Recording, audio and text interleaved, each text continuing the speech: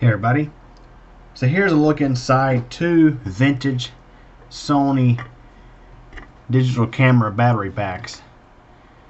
So the battery packs that we're looking at are the MP F330, which is this one right here, and the MP F550, which is this one right here.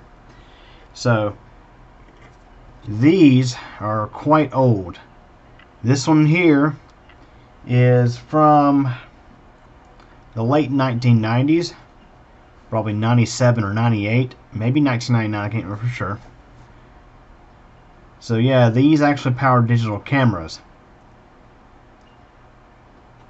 This one here I think is a little newer, although not a whole lot newer. So here are the specs on both. This one here is a 5 watt-hour pack, 7.2 volts.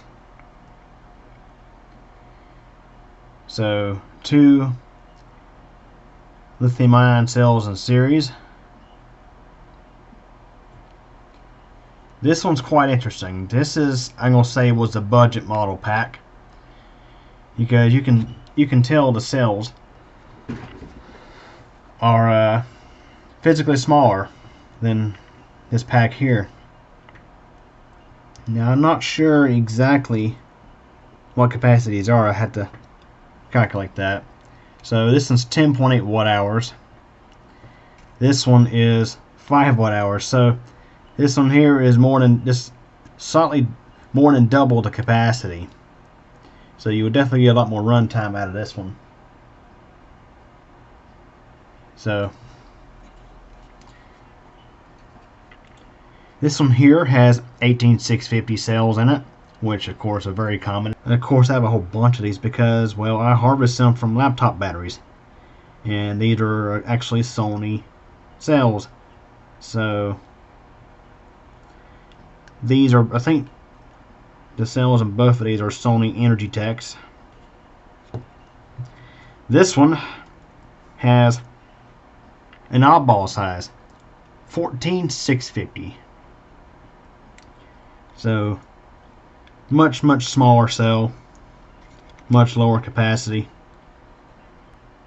So these 14650 cells here are estimated to be about 700 milliamp hour cells, and these 18650s in this pack are estimated to be 1500 milliamp hour cells, which seems kind of low. Yeah, I know. That's because these are old 18650s. These older ones from the late 90s, early 2000s, the capacities were quite low. It was pretty common to have 18650s with milliamp hour ratings of 1500 to 2000 milliamp hours. And of course, in the later 2000s, we started getting into 2200 milliamp hour cells, 2400 milliamp hour cells, 2600 milliamp hour cells, up to 3400 milliamp hour cells, and maybe more than that. So the technology has definitely improved over the years. But yeah, I think it's pretty cool just to see inside these things. So this one here, I was able to get the cover off pretty easily, relatively speaking. It did take quite a bit of effort to get loose, but managed to get it off in mostly one piece. This one, however, well, different story. I had to employ the famous needle-nose pliers and the cutters and the X-Acto knife to really cut away at the plastic to get these packs opened. Now, I should mention, you would want to use extreme caution when doing something like this. I mean, they do say do not disassemble on there for a reason, because if you don't know what you're doing, you could have a fire on your hands. Luckily, with these cells, these cells are not salvageable because, well, they've been sitting for a long time and they're pretty much dead. Like these here have just millivolts on each. One of these has like millivolts, and the other has roughly 1 volt of charge. So they're well beyond saving. Sure, it could possibly you could possibly revive them or wake them up, but I'm not going to do that. So I've actually already went on Amazon and purchased a pair of packs for the 2 cameras, which will soon be featured on the channel. And once I have that video posted, I'll put a card in this video and we can go watch that. The cameras that these powered were very interesting, very interesting. So here's your look at the battery management circuitry. So these little circuit boards here are what handle the protection on the pack. You can see right there. You got your little IC, a couple of ICs, probably some FETs on there, probably for acting as a switch by switching off, and of course power to the cells in the event that they're over discharged or if they're getting overcharged.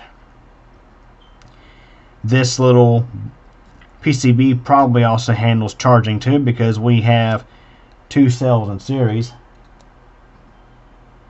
and when you charge lithium ion cells in series, you have to balance charge them. So there is in fact a lead that runs under here that connects into this joint right there. It's under here somewhere. This one here, if I can get this to lift up a little bit, you can see it right there, how it runs along the pack back up to the PCB.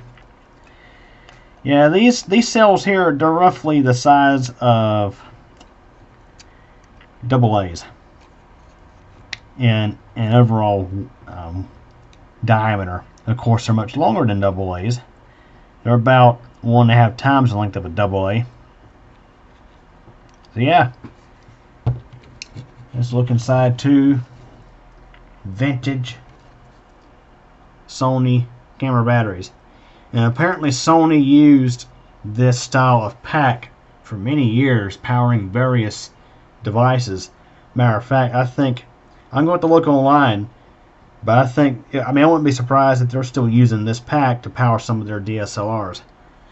Maybe not the newest ones, but I'm pretty sure that this pack stayed around for many years. Because I tell you what, guys, you're going to be in for a surprise when I do a video on the actual cameras that these used to power. You're going to really like that. So, anyways, that wraps up for this video. Hope you enjoyed it. Thanks for watching.